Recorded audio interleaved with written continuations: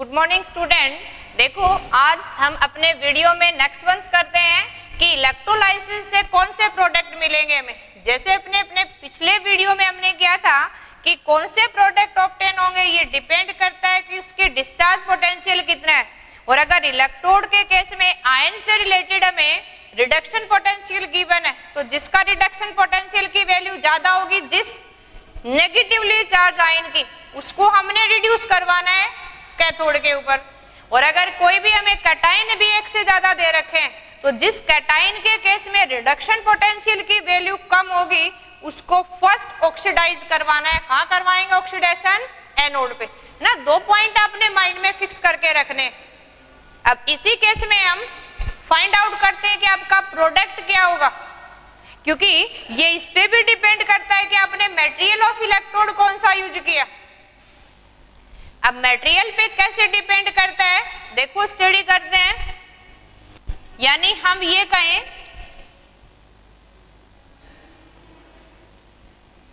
Product form in electrolysis depend upon, किसके ऊपर ये प्रोडक्ट डिपेंड करते हैं? फर्स्ट वन डिपेंड करेगा ये discharge potential of ions, respective ion, cation and ion कितने हैं, उसका डिस्चार्ज पोटेंशियल कितना है। सेकंड वन किस पे डिपेंड कर रहा है? ये स्टेट ऑफ इलेक्ट्रोलाइट, कि आपने जो इलेक्ट्रोलाइट यूज किया वो इलेक्ट्रोलाइट डाइल्यूट या कंसंट्रेटेड फॉर्म में यूज किया, या ये आपने किस में किया? एक्वस या मोल्टन स्टेट में यूज किया आपने, उसी की फ्यूज फॉर्म या एक्वस सॉल्यूशंस की फॉर्म में यूज कर रहे हो। तो इस पे भी क्या डिपेंड करेगा कि आपका प्रोडक्ट कौन सा बना। और थर्ड वन ये किस पे डिपेंड करता है? Nature of material used to make electrodes. तो देखो अपने पिछले वीडियो में सिंपल हमने स्टडी किया था, अगर हम इलेक्ट्रोलाइट को एक्वस या मोल्टन स्टेट में ले लें तो कौन से प्रोडक्ट हमें मिलेंगे। आज हम डिपेंड करते हैं, देखो इसी के ऊपर यही डिपेंड करता है। अगर एक से ज्यादा होंगे एक्वस में तो डिस्चार्ज पोटेंशियल कंसीडर करते हैं। कुछ एग्जांपल ऐसे स्टडी करेंगे, डाइल्यूट और कंसंट्रेटेड से क्या डिफरेंस होगा, या कहें कि हम नेचर ऑफ मटेरियल यानी इलेक्ट्रोड को बदल दें, इलेक्ट्रोलाइट सेम रखें, तो क्या प्रोडक्ट मिलेंगे हमें, है ना। ये मोस्ट इंपोर्टेंट आपका कंपटीशन में भी पूछा जाता है और अपने बोर्ड एग्जाम में भी यहाँ से क्वेश्चन पुटअप होता है। हमसे सिंपल पूछ लिया जाता है कि कौन सा प्रोडक्ट मिला, या आपसे पूछ ले कि एनोड पे कौन सा मिलेगा और आपको कैथोड पे कौन सा मिलेगा। तो यहाँ इंपॉर्टेंट है अपना एग्जाम्पल लेके सोल्व करना। तो सिंपल अगर हम यहाँ सोल्व करें, जैसे हम कंपेयर करके सोल्व करते हैं, देखो एक हम यहाँ यूज करें कि आपने इलेक्ट्रोलाइसिस करवाना है, electrolysis of concentrated sulphuric acid. देखो किसका करवाना है, अभी हमने कंसंट्रेटेड सल्फ्यूरिक एसिड का करवाना है। Concentrated means contain higher concentration of sulphate ion. अब इस केस में अगर कंसंट्रेटेड सल्फ्यूरिक एसिड है, दैट मींस सिर्फ इसकी वैल्यू यहां आपने कंसीडर रखनी है, यानी सॉल्यूशन कंटेन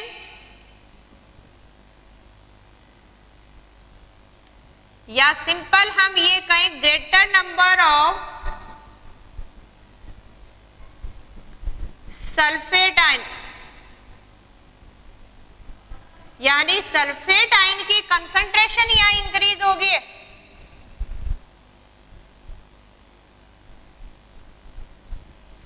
अब इस केस में अगर हम इसको कंसीडर करके देखें, जैसे हमने डाइल्यूट का किया था, देखो अपने पिछले वीडियो में हमने स्टडी किया था, अगर हम कर रहे हैं electrolysis of dilute sulphuric acid, इस डाइल्यूट सल्फ्यूरिक एसिड अगर कंसीडर किया हमने तो 2 वजह से हमें एक तो मिले हमने वाटर का आयनाइजेशन से H ion and hydroxide ion, एक हमें मिला सल्फ्यूरिक एसिड के आयनाइजेशन से, और क्या क्या ऑब्टेन हुआ हमें, H ion and sulphate ion.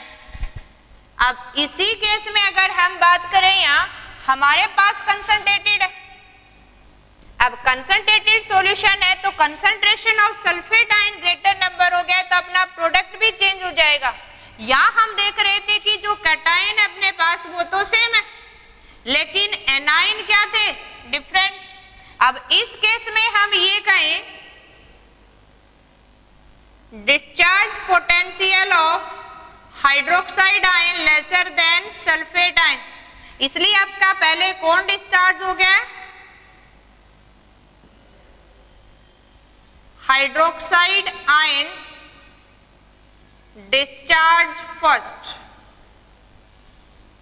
इस केस में इसलिए हमने रिएक्शन क्या लिखी थी, रिएक्शन एट एनोड जिसपे हमने ऑक्सीडेशन करवाना है, और हमने हाइड्रोक्साइड आयन को ही किसमें चेंज कर दिया, यहाँ देखो यहाँ अपना जो हाइड्रोक्साइड आयन था इसी हाइड्रोक्साइड आयन को हमने चेंज कर दिया OH ion and by loose of electron. अगर हम स्पीसीज की फॉर्म में यूज करें और यही अपना सेकेंडरी चेंज करके क्या बन गया था, H ion and oxygen molecule के अंदर। दैट मीन्स एनोड पे क्या डिस्चार्ज हुआ, या ऑक्सीजन गैस। और इसी केस में अगर हम राइट अप कर रहे थे कि रिएक्शन एट कैथोड, अब एनायन तो अपने डिफरेंट टाइप के थे तो हमें डिस्चार्ज पोटेंशियल को कंसीडर करके ही हमें डिस्चार्ज करवाना है, और जिसकी डिस्चार्ज कम होती है उसी आयन को फर्स्ट डिस्चार्ज करवाना है हमने। और अब यहाँ डिस्चार्ज पोटेंशियल हमने कैथोड में देखने की जरूरत नहीं है, कैटायन एक ही टाइप्स का है। दैट मीन्स क्या करेंगे हम, जो आपका पॉजिटिवली चार्ज आयन है वो इलेक्ट्रॉन गेन करेगा अभी, और किसमें कन्वर्ट हो जाएगा, हाइड्रोजन एटम में, और ये सेकेंडरी चेंज करके किसमें आ जाएगा, हाइड्रोजन गैस के अंदर। यानी कैथोड पे हाइड्रोजन गैस रिलीज हो रही है, एनोड पे ऑक्सीजन। अब देखो अगर रिएक्शन राइट करनी है in case of concentrated sulphuric acid के केस में, तो क्या रिएक्शन शो करवानी है हमने, देखो ये रिएक्शन करवा रहे हैं हम, देखो इनर्ट इलेक्ट्रोड यूज करके। Inert electrode means platinum graphite electrode use करते हैं, जिसकी क्या होती है, रिडक्शन पोटेंशियल या कहें कि डिस्चार्ज पोटेंशियल वेरी हाई है, that do not participate in a chemical reaction या इलेक्ट्रोलाइसिस प्रोसेस। अब इस केस में यही हम करवाएंगे, तो यहाँ कंसंट्रेटेड है तो आपके पास that means lesser amount of water है, दैट मीन्स जो आपको H आयन और OH आयन मिलेंगे। ये जो प्रोसेस है आपका ये बैकवर्ड ज्यादा होगा और फॉरवर्ड कम होगा, क्योंकि अपना सॉल्यूशंस क्या है, कंसंट्रेटेड है। आयन आपको दोनों टाइप्स के यहाँ मिलेंगे, एक आपके पास कंसंट्रेटेड सल्फ्यूरिक एसिड है, दैट मीन्स आपको क्या मिलेंगे, यहाँ H आयन तो मिलेंगे, इसके साथ साथ हमें क्या मिलेगा, यहाँ पे सल्फेट आयन मिलेंगे। अब कंसंट्रेटेड सॉल्यूशन है तो इसकी कंसंट्रेशन क्या होगी, ज्यादा होगी।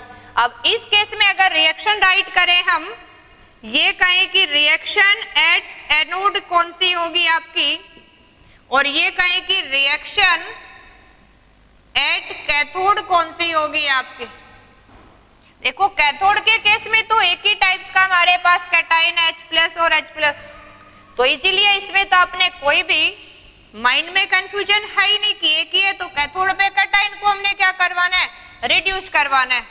आपके जो H आयन थे ये क्या करेंगे, इलेक्ट्रोड के ऊपर से, क्योंकि कैथोड क्या है आपका नेगेटिवली चार्ज, और कैथोड पे से 2 इलेक्ट्रॉन गेन करके डिस्चार्ज हो जाएंगे हाइड्रोजन एटम में, और हाइड्रोजन एटम सेकेंडरी चेंज करके किस में आ जाएंगे, हाइड्रोजन गैस में। तो आपका कैथोड पे तो प्रोडक्ट क्या रहेगा, सेम, लेकिन कंसंट्रेशन के अनुसार एनोड का प्रोडक्ट चेंज हो जाएगा। अभी एनोड पे कौन सी रिएक्शन कैरीड आउट होगी, देखो आपके सल्फेट मॉलिक्यूल है, ये क्या हो जाएंगे, जो आपके सॉल्यूशंस की फॉर्म में थे ये कन्वर्ट हो जाएंगे अभी S2O8 -2 में, और बाय लूजिंग 2 इलेक्ट्रॉन। यानी आपको किसकी कंसंट्रेशन मिलेगी सॉल्यूशन के अंदर, S2O8 आयन की।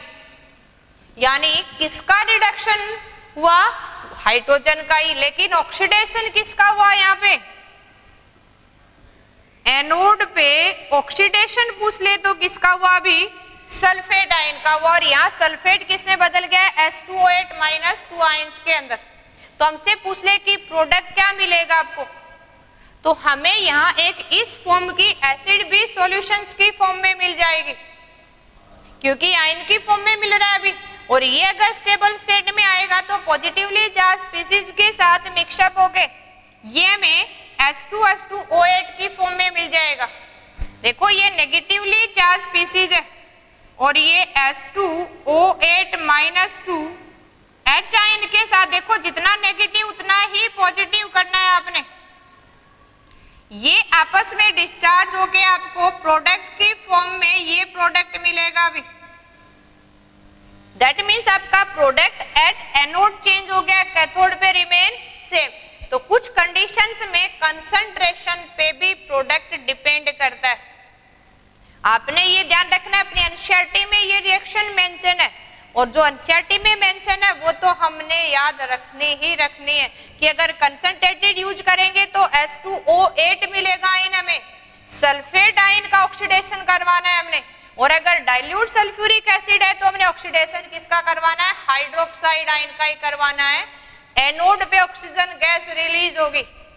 ओके स्टूडेंट, देखो नेक्स्ट वन लेके देखते हैं। अभी ये आ गया होगा शायद आपको अच्छे से समझ में।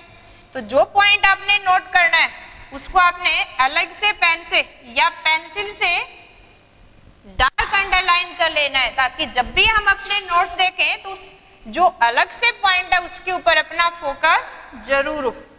अब इसी केस में देखो नेक्स्ट वन करके देखते हैं। अभी हमने करवाना है, देखो एक करते हैं हम इलेक्ट्रोलाइसिस ऑफ,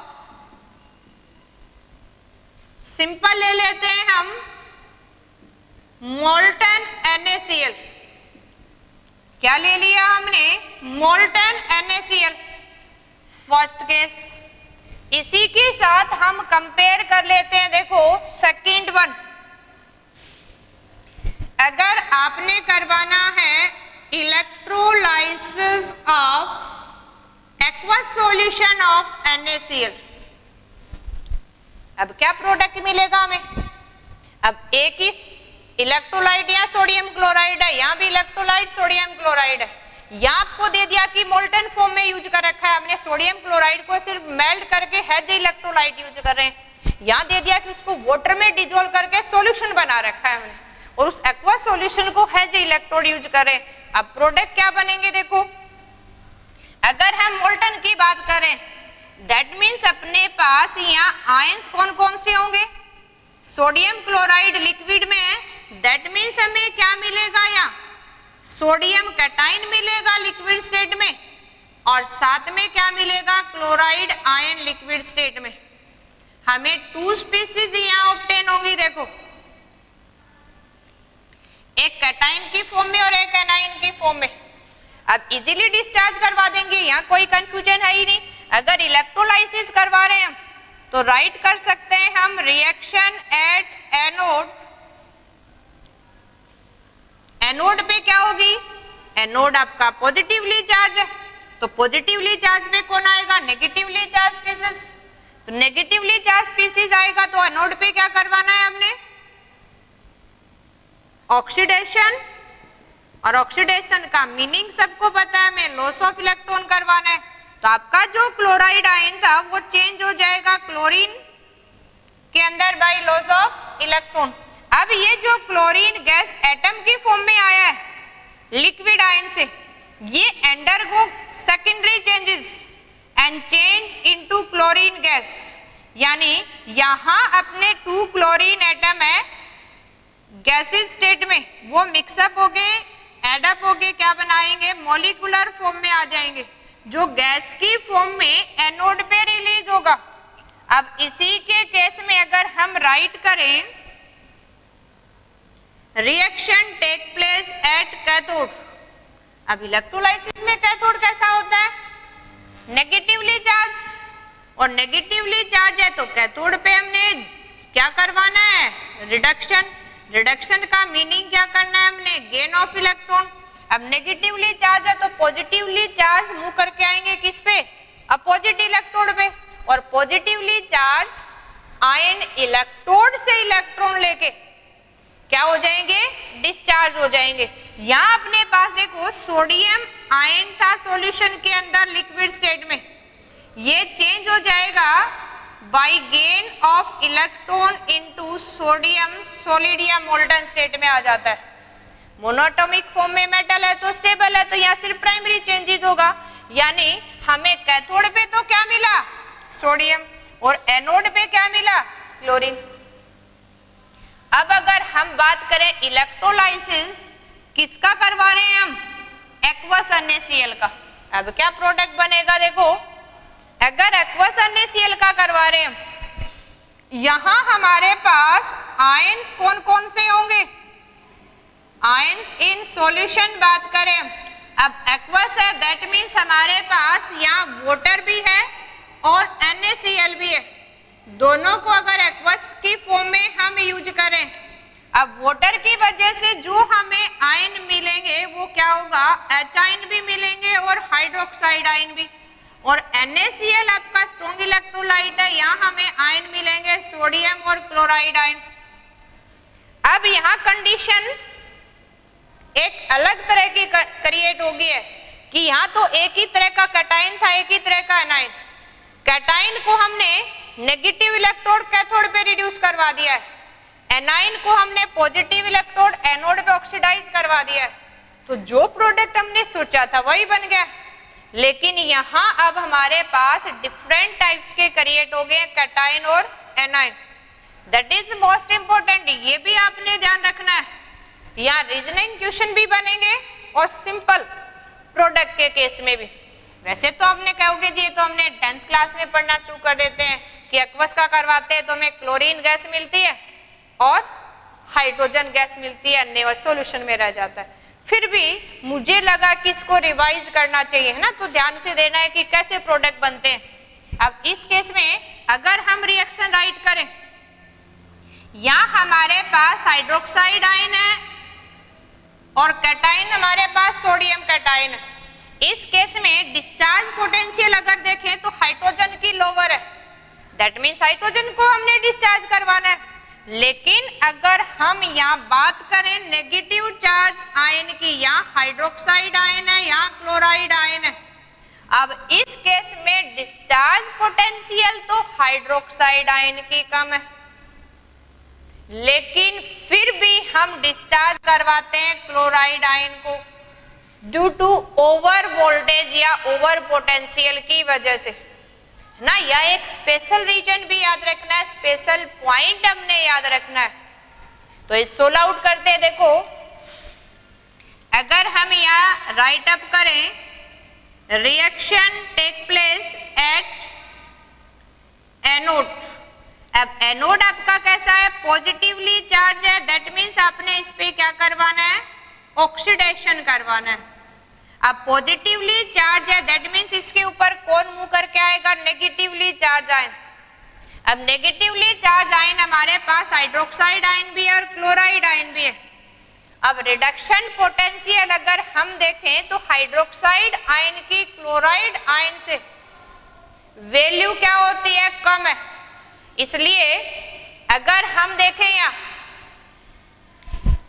डिस्चार्ज जिसकी कम वैल्यू होती है उसी को करवाते हैं, लेकिन ओवर वोल्टेज की वजह से यहां हमें डिस्चार्ज किसको करवाना है? क्लोराइड आयन को।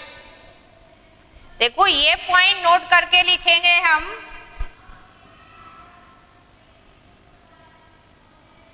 ओवर वोल्टेज क्लोराइड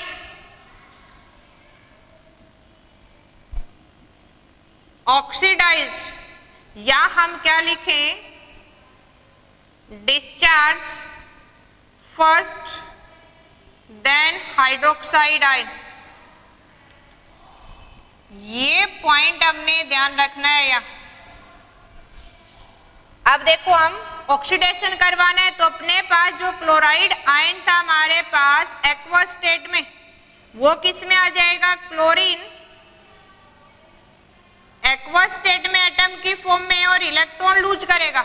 अब ये प्राइमरी चेंज हो गया, क्लोरीन अनस्टेबल है तो दो एटम एक्वस स्टेट में थे, वो किस में चेंज हो जाएंगे, अभी क्लोरीन मॉलिक्यूल और गैस स्टेट में आ जाएंगे। तो ये क्या हो जाएगा, सेकेंडरी चेंजेस। अब इसी के केस में हमने देखो ये तो रिएक्शन करवाई एट एनोड, अब रिएक्शन करवाएंगे हम एट कैथोड। कौन सी रिएक्शन होगी, कैथोड का मीनिंग क्या है, ये नेगेटिवली चार्ज है, हमने कैथोड पे क्या करवाना है, अभी रिडक्शन करवाना है। कैथोड पे रिडक्शन करवाएंगे, देखो पॉजिटिवली चार्ज अपने पास दो तरह के आयन है, H पॉजिटिव और सोडियम पॉजिटिव। इस केस में डिस्चार्ज पोटेंशियल हाइड्रोजन की क्या है, कम है, तो हाइड्रोजन को फर्स्ट हम क्या करवाएंगे, डिस्चार्ज करवाएंगे। यहाँ इलेक्ट्रॉन जो लूज किया, ये H आयन क्या करेगा, इलेक्ट्रॉन को गेन करके हाइड्रोजन एटम में चेंज होगा। अब हाइड्रोजन एटम तो क्या है आपका, अनस्टेबल, तो 2 एटम्स को हम एक साथ डिस्चार्ज करवा रहे हैं। अब ये जो हाइड्रोजन एटम बने, ये सेकेंडरी चेंज करके किसमें कन्वर्ट हो जाएंगे, हाइड्रोजन गैस के अंदर। यहां हमें देखो क्या प्रोडक्ट मिला, अभी जो हमारे पास हाइड्रोक्साइड आयन थे और सोडियम आयन थे वो तो सॉल्यूशन में ही रह गए। अब ये कहे कि कौन सा मॉलिक्यूल डिस्चार्ज हुआ एनोड पे, तो एनोड पे तो अपने कौन सा मॉलिक्यूल डिस्चार्ज हुआ, अभी यहाँ पे क्लोरीन गैस डिस्चार्ज हुई एट द एनोड। और ये कहें कि कैथोड पे कौन सा हुआ, हाइड्रोजन मॉलिक्यूल्स, हाइड्रोजन गैस, और सॉल्यूशन में क्या रह गया, अभी NaOH। ये ध्यान रखना है कि यहाँ क्लोरीन को करवाना है हमने ड्यू टू ओवर वोल्टेज, लेकिन इस केस में मोल्टन है तो हमारे पास कैटाइन एनाइन थे ये एक तरह की, तो हम किसको करवाएंगे, पॉजिटिवली चार्ज किस पे आ जाएगा, नेगेटिव इलेक्ट्रोड पे, और नेगेटिवली चार्ज किस पे आ जाएगा, पॉजिटिव इलेक्ट्रोड पे, और क्या हो जाएंगे, इजीली डिस्चार्ज, यानी न्यूट्रल स्पीसीज की फॉर्म में कन्वर्ट हो जाएंगे। इसी केस में देखो नेक्स्ट वन एग्जांपल लेके देखते हैं। देखो अगर डिस्चार्ज पूछे तो आपने बताना है एनोड पे क्लोरीन और कैथोड पे हाइड्रोजन, प्रोडक्ट पूछे तो ये भी बताना है आपने, यानी सिंपली आपसे डिस्चार्ज ना पूछ के आपसे पूछ लिया जाए कि प्रोडक्ट्स क्या मिले आपको, तो क्या क्या प्रोडक्ट मिले हमें, हाइड्रोजन मिली है, क्लोरीन मिली है, और सॉल्यूशंस की फॉर्म में क्या रह गया अभी, सोडियम हाइड्रोक्साइड, और ये दोनों किसकी फॉर्म में मिले हमें, गैसेस की फॉर्म में। और इस स्टेट में अपना क्या हो जाएगा, सोडियम अमलगेटेड की फॉर्म में हम ऑब्टेन कर लेते हैं मरकरी लेयर यूज करके, यानी हमें इस फॉर्म में राइट करते हैं, हमें क्या मिल जाता है, अमलगेटेड सोडियम, यानी मरकरी लिक्विड स्टेट में एग्जिस्ट करती है, कवर अप कर लेती है, क्योंकि अगर मोल्टन स्टेट में हम यूज करवा रहे हैं तो in contact of most air से बचाने के लिए, और क्लोरीन गैस तो क्या हो जाएगी, रिलीज एट एनोड। ओके, देखो नेक्स्ट वन एग्जांपल लेके देखते हैं हम।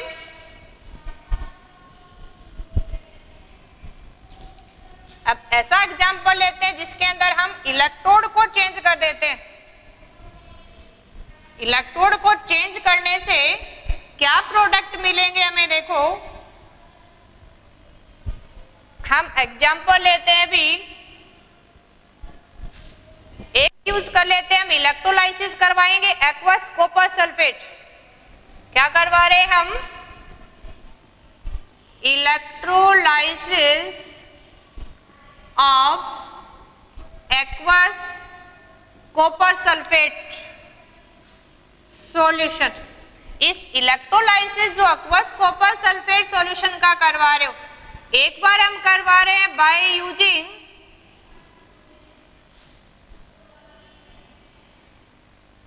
Inert electrode. देखो यहां आपने इनर्ट इलेक्ट्रोड यूज किया, या तो प्लेटिनम का यूज करें हम या फिर ग्रेफाइट का यूज करें, यानी ऐसे इलेक्ट्रोड जो ऑक्सीडेशन रिडक्शन रिएक्शन में पार्टिसिपेट ना करें। एक हम ऐसी रिएक्शन यहाँ कंसीडर कर रहे हैं जहां हमने कॉपर को ही इलेक्ट्रोड की तरह यूज किया है। अब देखो अपने प्रोडक्ट क्या बनेंगे, किस पे डिपेंड करेगा यहाँ अपना प्रोडक्ट। यहाँ हम एक्वस कॉपर सल्फेट का करवा रहे, एक्वस कॉपर सल्फेट का अगर हम करवाएंगे तो यहाँ हमें कॉपर सल्फेट जो एक्वस आयन है ये हमें सॉल्यूशंस में क्या देगा, देखो copper ion along with sulphate ion. अब यहाँ अपना एक्वस सॉल्यूशन है, एक्वस सॉल्यूशन है, दैट मीन्स यहाँ वाटर मॉलिक्यूल का भी आयनाइज होगा और हमें H आयन और हाइड्रोक्साइड आयन भी मिलेंगे यहाँ। अब इस स्टेट में यहाँ अगर हम रिएक्शंस को देखें कि एनोड पे कौन सी रिएक्शन होगी, कैथोड पे कौन सी रिएक्शन होगी, हम राइट अप करें रिएक्शन एट एनोड। एनोड कैसा है, पॉजिटिवली चार्ज, तो नेगेटिव चार्ज को लेके आना है हमने। नेगेटिवली चार्ज अगर देखें हम यहाँ तो नेगेटिव चार्ज हमने ऑक्सीडेशन करवाना है सल्फेट और हाइड्रोक्साइड आयन का। दैट मीन्स हमें जनरली पता है कि डिस्चार्ज पोटेंशियल हाइड्रोक्साइड आयन की क्या होती है, लेसर, तो हाइड्रोक्साइड आयन को डिस्चार्ज फर्स्ट करवाना है हमने।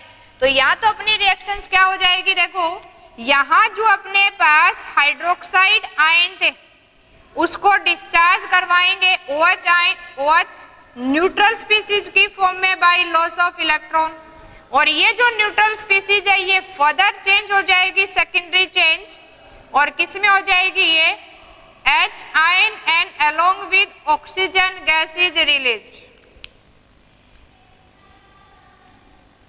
अब इसी के केस में देखें कि हमारी एनोड पे तो हमने क्या करवा दिया अभी, ऑक्सीडेशन।